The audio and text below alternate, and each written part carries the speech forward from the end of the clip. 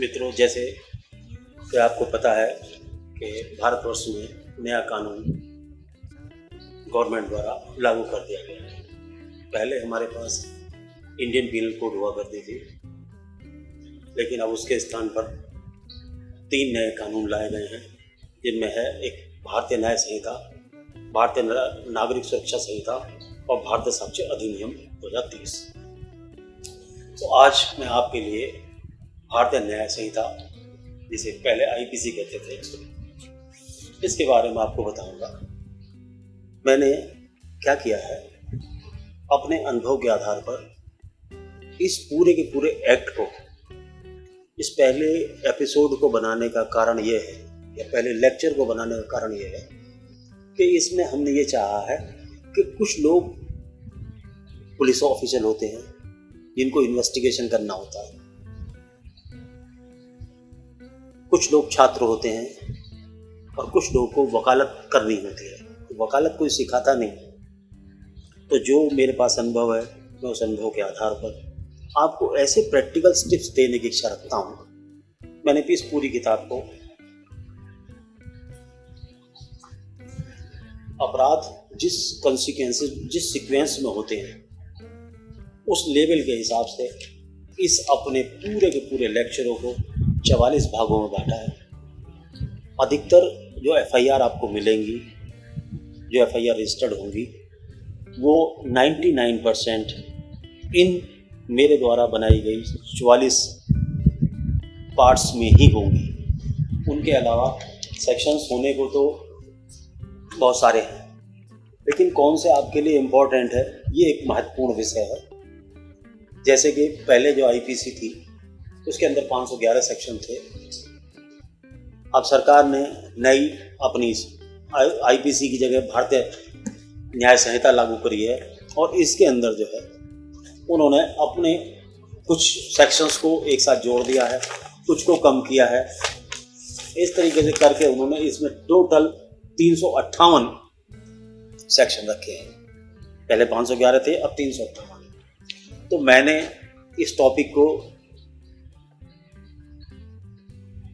कहाँ कौन से सेक्शन मैक्सिमम यूज होते हैं, इनमें सारे के सारे 389 सेक्शंस में, 358 सेक्शंस में से सारे के सारे सेक्शन हमारे यूज नहीं होते, लेकिन यदि हम छात्र हैं तो हमें पढ़ने अनिवार्य है।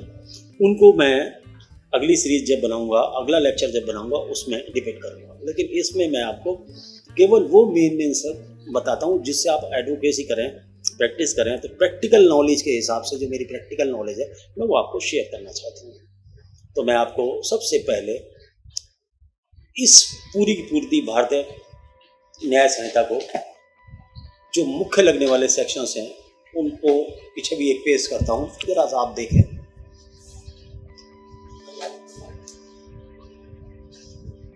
सबसे पहले आता है, अपराधी जब अपराध करते हैं तो वो एक प्लानिंग बनाकर करते हैं, मीटिंग ऑफ माइंड करते हैं। जिस मीटिंग ऑफ माइंड को करते हैं, तो हर केसेस में ये मीटिंग ऑफ माइंड का सेक्शंस, जब कई व्यक्ति मिलकर अपराध करते हैं, या कहें कि दो व्यक्ति या 2 से अधिक व्यक्ति जब अपराध करते हैं, तो ये सबसे मुख्य यूज होने वाला सेक्शन है, जिसको कहते हैं कॉमन इंटेंशन। क्या कहते हैं? Common intention. ये बहुत ही ब्रॉड सेक्शन है। इसी के आधार पर लॉ डिसाइड होते हैं, हाई कोर्ट, सुप्रीम कोर्ट तक जाते हैं, और ये कहना भारी हो जाता है कि किस आदमी की किस अपराध में कॉमन इंटेंशन थी या नहीं। तो ये तो बाद में डिटेल में बताएंगे कि क्या कॉमन इंटेंशन है। तो कॉमन इंटेंशन को इस नए एक्ट में सेक्शन 3 सब सेक्शन 5 में डिफाइन किया गया है। आगे मैं बताऊंगा कि 3.5 क्या है। ये मैं आपको वो कट शॉर्ट कर रहा हूँ जिससे एक स्टूडेंट को, एक आदमी को इसका पूरा का पूरी नॉलेज प्राप्त हो। वैसे तो 1 by 1 सेक्शन बताए जाएंगे, सारी पढ़ाई जाएगी जब लेक्चर बनाए जाएंगे, लेकिन सबसे पहले इस कॉमन इंटेंशन को क्लियर करूंगा। उसके बाद में आपको मैं क्लियर करूंगा क्रिमिनल कॉन्स्पिरेसी। इसका सेक्शन है 61। तीसरा, क्रिमिनल कॉन्स्पिरेसी क्या होती है? जब कुछ लोग षड्यंत्र करते हैं और षड्यंत्र करने के बाद में अपराध को अंजाम देते हैं, तब वो चीज़ षड्यंत्र कहलाती है। उसके बाद हम आपको पढ़ाएंगे अनलॉफुल असेंबली। जब 5 या 5 से अधिक व्यक्ति मिलकर किसी अपराध को करने की नियत करते हैं या उसको कॉमन ऑब्जेक्ट के मुताबिक करते हैं, तब ऐसी असेंबली के बारे में डिफाइन करूँगा। ये सेक्शन 189 में 189 भारतीय न्याय संहिता। अब आईपीसी के बारे में हम कोई जिक्र नहीं करेंगे, पुराना लॉ हो चुका है। पुराना लॉ से हमें अब कोई सरोकार नहीं है, लेकिन हाँ आपको जरूरत पड़ेगी तो वो आप तो देखें, लेकिन हम सिर्फ इस नए लॉ की बात करेंगे जो हमारी नई सरकार ने लागू किया। तो अनलॉफुल असेंबली के लिए 189। उसके बाद सबसे इंपॉर्टेंट क्वेश्चन आता है कॉमन ऑब्जेक्ट। जब कुछ लोग किसी अपराध करने के लिए जाते हैं तो उस अपराध करने पर उनका कोई ऑब्जेक्ट होता है। जब 5 व्यक्ति या 5 से अधिक व्यक्ति, ये याद रखें नंबर, 5 या 5 से अधिक व्यक्ति मिलकर इसको करें तो वो कॉमन ऑब्जेक्ट होता है और अपराध करना उसकी वो। ये मैं आगे डिफाइन करूंगा आपको क्या कॉमन ऑब्जेक्ट है क्या नहीं है। नेग्लिजेंस दूसरा है कि नेग्लिजेंट ड्राइविंग। इसको सेक्शन 281 में डिफाइन किया गया है, नए एक्ट में 281 में डिफाइन किया गया है, और कॉमन ऑब्जेक्ट को 190 में। ये आप सेक्शन नोट कर लें 190। ये आपको 100% जितनी भी FIR आएंगी इनमें से एक ना एक सेक्शन जरूर मिलेगा। फिर है अटेम्प्ट। जब कोई व्यक्ति किसी अपराध का केवल अटेम्प्ट करता है तो सेक्शन 62 के अंदर 62 के अंदर ऑफेंस कमिट करता है। तीसरा और लास्ट वाला है रिकवरी ऑफ स्टोलन प्रॉपर्टी। अधिकतर क्या होता है, चोरी होती है, माल स्टोलन होता है, बरामद किया जाता है, रिकवरी होती है। तो स्टोलन प्रॉपर्टी के लिए 317 सेक्शन लगाया जाता है। तो पूरी की पूरी जो एक्ट है, आप जब भी सेक्शंस देखेंगे अपनी प्रैक्टिकल सर्विस के, प्रैक्टिकल लाइफ के दौरान में, एडवोकेसी के दौरान में, पुलिस जब लगाती है मैक्सिमम उसमें, तो इन सेक्शनों के अलावा सेक्शन यूज़ किए जाते हैं। मैं नहीं कहता, लेकिन ये सेक्शन 95% यूज़ किए जाएंगे। तो मैं आपको दोबारा रिपीट करता हूँ कि common intention 3, section 3 sub section 5 criminal conspiracy, section 61 unlawful assembly 189, common object 190, negligent driving 281, attempt of offence 62, recovery of stolen property 317। अब इनको आपको डिफाइन करता हूँ, एक्सप्लेन करता हूँ बड़े लॉजिकल हैंड से जो आपकी समझ में आए। भारतीय न्याय संहिता के सेक्शन 3 को निकालता हूँ, जिसके अंदर जो है जर्नल एक्सप्लेनेशन के सेक्शन के अंदर सब सेक्शन 5 में कॉमन इंटेंशन को डिफाइन किया गया। इसके अंदर जो कॉमन इंटेंशन की डेफिनेशन दी है, केवल उसको पढ़ने मात्र से आपकी समझ में नहीं आएगा। यहाँ इस एक्सप्लेनेशन को जो मैं दे रहा हूँ उन्हें सुने। आपके जब एडवोकेसी करेंगे, वकालत करेंगे, तब भी वो आपके काम आएगा। और अब स्टूडेंट हैं तो स्टूडेंट लाइफ में भी काम आएगा। अगर आप पुलिस डिपार्टमेंट में ट्रेनिंग ले रहे हैं या पुलिस में काम कर रहे हैं तो वो पुलिस के लिए इन्वेस्टिगेशन में भी काम आएगा। अधिकतर क्या होता है, पुलिस अपना केवल क्या करती है, पुलिस को तो उसने किसी इनाद ने बताया जी मुझे 2 व्यक्तियों ने आके मारा जी, तो पुलिस 34 लगा के छूट जाती है। लेकिन 34 लगाने के बाद वो ये नहीं देखती कि इसका इम्पैक्ट क्या है, कितना इम्पैक्ट इसका आएगा सोसाइटी पर, क्या नुकसान, क्या फ़ायदे हैं इसके, क्या उस आदमी की कॉमन इंटेंशन थी अपराध करने की या नहीं थी, ये पुलिस नहीं देखती। तो मैं यहाँ आपको कॉमन इंटेंशन को क्लियर करूँगा, कोशिश करूँगा, प्रयत्न करूँगा, क्योंकि लॉ एक ऐसी चीज़ है जिसके अंदर कोई परफेक्ट नहीं है। हर आदमी ट्राई करता है इसमें, क्योंकि कोई सेक्शन आज तक कंफर्म नहीं हुआ, सुप्रीम कोर्ट तक जाता है मामला। एक हवलदार FIR लिखता है, उसकी लिखी हुई FIR यहाँ से चलती हैं, ऊपर तक जाती हैं, नीचे मजिस्ट्रेट डिसाइड करता है, मजिस्ट्रेट के बाद सेशन जज डिसाइड करते हैं, सेशन जज के बाद हाई कोर्ट डिसाइड करती है, हाई कोर्ट के बाद सुप्रीम कोर्ट, उसके बाद भी कंफर्म नहीं होता, फिर कभी बेंच आती बदल देती। लेकिन एफर्ट करना चाहिए। Law is a process of learning. तो सीखने में क्या बुराई है, सीखें, सुने, अपना अपना आपकी भी नॉलेज है, आप क्या पढ़ कर निकालते हैं। सेक्शन 3 सब सेक्शन 5 बहुत इंपॉर्टेंट सेक्शन है। पूरी सर्विस पीरियड अगर आप पब्लिक प्रोसिक्यूटर हैं तब आपके काम आएगा, आप पुलिस ऑफिसर्स हैं तब आपके काम आएगा, और आप एडवोकेट हैं तो आपके बहुत जरूर काम आएगा। और सबसे बड़ी बात है कि ये सब जगह यूज़ होता है, इसके बिना कुछ नहीं चलता। जरा इसकी डेफिनेशन सुने। When a criminal act is done by A several person, यहाँ इंपॉर्टेंट है several person, in furtherance of the common intention, the next word है in furtherance of common intention of all, each of such person is liable for that act in the same manner as if it were done by him alone। दोबारा definition repeat करता हूँ। अब ये इतनी छोटी सी definition है, ये किसी भी स्टूडेंट का जब तक वो सुप्रीम कोर्ट हाई कोर्ट की कमेंट्री ना पढ़े, ये कोई हेल्प नहीं कर सकती उसकी। तो इसलिए आपसे रिक्वेस्ट की जाएगी कि आप हाई कोर्ट सुप्रीम कोर्ट पे इसके जजमेंट्स, इसके साइटेशंस भी अपने माइंड को पैना करने के लिए जरूर पढ़ें।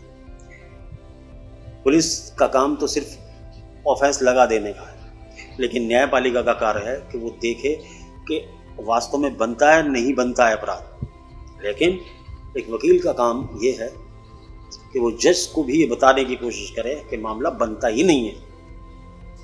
तो दोबारा से मैं बता रहा हूँ, इसके बेसिक एलिमेंट्स समझ लें। किसी भी सेक्शन के कुछ एलिमेंट्स होते हैं, जिन एलिमेंट्स को समझना हमारा बहुत आवश्यक कृत्य है। अगर वो उसको नहीं समझते हम एलिमेंट को, तो हमारी समझ में कुछ नहीं आएगा। तो पहला एलिमेंट क्या है? When a criminal act is done, जब कोई आपराधिक कार्य किया जाता है, पहला। दूसरा, जो आपराधिक कार्य करता है वो कई व्यक्ति होने चाहिए। क्या मतलब? अगर एक व्यक्ति अपराध करेगा तो ये धारा एप्लीकेबल नहीं होगी। ये धारा तभी एप्लीकेबल होगी जबकि कई व्यक्ति कार्य करेंगे, अर्थात सेवरल व्यक्ति। तो पहला हुआ आपके लिए क्रिमिनल एक्ट, सेकंड हुआ आपका several person, in furtherance of common intention, in furtherance of common intention, एक मत होकर। Common intention, word common intention याद रखें, कॉमन इंटेंशन, एक मत होकर, एक राय होकर। अगला क्या है कि यदि ऐसा अपराध किया जाता है, यदि ऐसा अपराध किया जाता है तो सब के सब समान सजा के जिम्मेदार होंगे। क्या होंगे? समान सजा के जिम्मेदार होंगे। तो पहले कॉमन इंटेंशन को मैं यहां जो पढ़ा रहा हूं, तो आपको ये दो सेक्शन में, एक तो कॉमन इंटेंशन और कॉमन ऑब्जेक्ट, यही क्लियर करूंगा। बीच के जो नंबर है उन्हें छोड़ूंगा, क्योंकि कॉमन इंटेंशन और कॉमन ऑब्जेक्ट ये हर अपराध में, क्योंकि अधिकतर अपराध एक व्यक्ति से तो कम ही किए जाते हैं, लेकिन एक से ज़्यादा व्यक्ति के द्वारा किए जाते हैं। तो इसको कॉमन ऑब्जेक्ट को, कॉमन इंटेंशन को, कॉमन ऑब्जेक्ट को लेके चलेंगे। तो अगर ये आपके समझ में आ गया तो फिर ये सब सेक्शनों में लगता है, तो ये आपकी नॉलेज के लिए बहुत ज़रूरी है। इसको मैं थोड़ा सा, टॉपिक लंबा होगा, कोशिश करूँगा कि शॉर्ट करूँ। ये केवल सिर्फ स्टूडेंट के लिए नहीं, एक पुलिस ऑफिशियल्स को भी इस पर ध्यान देना चाहिए कि वो ऐसी सेक्शन लगा देते हैं और बहुत से निर्दोषों की लाइफ चली जाती है। क्योंकि आप जानते हैं कि न्यायपालिका में हमारे यहाँ 10-10 साल, 20-20 साल मुकदमे चलते हैं और मुकदमे डिसाइड नहीं होते। कई बार निर्दोष लोग फंस जाते हैं और उनकी पूरी लाइफ खराब हो जाती है। इसलिए तो पुलिस का कर्तव्य बनता है। आज आप सत्ता में हैं, आप ताकत में हैं, भगवान ने आपको नौकरी दी है, तो आप ऐसे काम करें जिससे कि राष्ट्र को फायदा हो, एक नए राष्ट्र का निर्माण। तो जरा सा इसको जल्दी टॉपिक करते हैं, क्योंकि इतना लंबा टॉपिक कौन देख पाएगा, किसको टाइम है। Common intention section 3 sub section 5। Pre arrange plan, common intention के लिए ये ध्यान रखना चाहिए, कॉमन इंटेंशन में सजा देते हुए किसी भी न्यायपालिका अधिकारी को कि व्यक्ति का क्या प्री प्लान है। जब कोई व्यक्ति अपराध करता है तो सबसे पहले वो बैठ के प्लानिंग बनाता है, तो जो उस प्लानिंग को प्री अरेंज करते हैं प्लान को, फिर एक्टिंग इन कंसर्ट परसुएंट, और उस प्री प्लानिंग को पूर्ति करने के लिए अग्रसर होते हैं और उसमें पार्टिसिपेट करते हैं। क्या है इंपॉर्टेंट इसमें? पार्टिसिपेट करना, पार्टिसिपेट करती हैं, अर्थात वो सब जब मिलकर ये बातें करते हैं, प्लानिंग करते हैं, तो उसमें वो अपना meeting of mind, word important क्या है? मीटिंग ऑफ माइंड, अपना दिमाग के द्वारा एक सभा करते हैं जिसमें यूज करते हैं, माइंड को लगाते हैं और इस निष्कर्ष पर पहुंचते हैं कि उन्हें किसी अपराध को करना है and a plan to commit a criminal offence, और क्रिमिनल ऑफेंस को करने का प्लान बनाते हैं। तो अर्थात पहले क्या है, कॉमन इंटेंशन का अपराध करने से पहले जब कुछ लोग एक प्लानिंग बनाते हैं कि किस तरीके से अपराध को हो रहे हैं, अपराध किया जाएगा, कौन क्या एक्ट करेगा, कौन क्या कार्य करेगा, कौन कैसे चलेगा, कैसे जाएंगे, बाइक से जाएंगे, स्कूटर से जाएंगे, मोटरसाइकिल से जाएंगे, किस चीज़ से जाएंगे। तो वो जो प्लानिंग है, अगर कोर्ट में पुलिस ये सिद्ध नहीं कर पाती कि प्लानिंग क्या है, कहाँ प्लानिंग हुई, कैसे प्लानिंग हुई, किस तरीके से प्लानिंग है, कैसे दृश्य दिख रही है प्लानिंग हो, अर्थात प्लानिंग से मतलब ये नहीं है क्या प्री प्लान्ड मैनर है, ये कोर्ट में पुलिस को सिद्ध करना होता है, जिसको पुलिस नहीं कर पाती। और एक अच्छे वकील की खासियत यही होती है कि वो इसी को तोड़ता, उसी को जो पुलिस ने कमी छोड़ी है उसका माइंड न्यायालय की ओर अग्रसित करता है। तो सबसे पहले टॉपिक लंबा ना हो इसलिए छोटा सा इसको करता हूँ। तो प्री अरेंज प्लान होता है, उसके लिए उसको परसुएंट, उसको पूरा करने के लिए अपराध करने की तरफ बढ़ा जाता है और उसके अंदर मीटिंग ऑफ माइंड होता है। उसके बाद क्या होता है,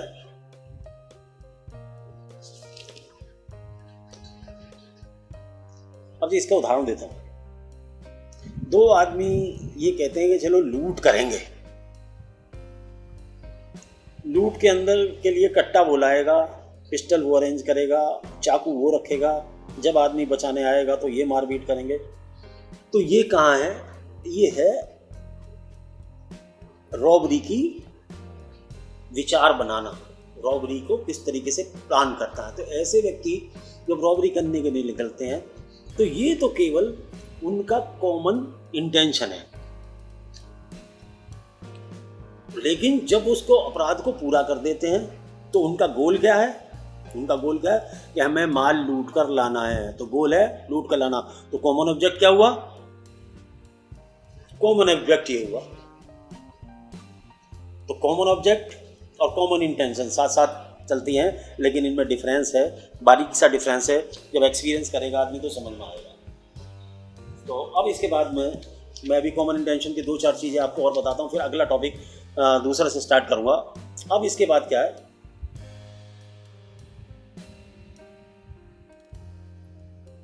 कॉमन इंटेंशन क्या है? एक एग्रीमेंट है जो अपराधी आपस में, एग्रीमेंट मीन्स एक इकरार है, करार है या एक अंडरस्टैंडिंग है जो अपराध करने से पहले वो जो मेंबर हैं उस टीम के सेवरल पर्सन वो करते हैं। तो ऐसा एग्रीमेंट है वो।